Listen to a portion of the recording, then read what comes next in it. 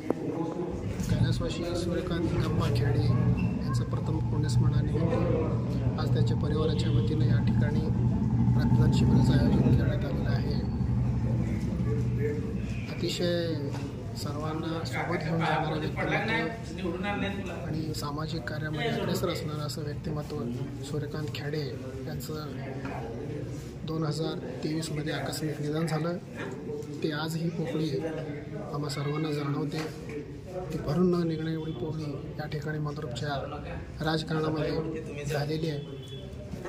त्यामुळं अशा एका महान व्यक्तिमत्वाला, एक सामाजिक कार्यात अग्रेसर असणाऱ्या व्यक्तिमत्वाला श्रद्धांजली वाहण्यासाठी आज या ठिकाणी मोठ्या प्रमाणामध्ये मधुरच्या या नगरीमध्ये सर्व युवक मंडळींनी रक्तदान शिबिरासाठी उत्स्फूर्त अशा प्रतिसाद देण्यासाठी उपस्थित आहेत। त्यामुळे मी माझ्या परिवाराच्या वतीनं त्यांना त्यांच्या स्मृतीस नम्र अशा अभिवादन व्यक्त करतो।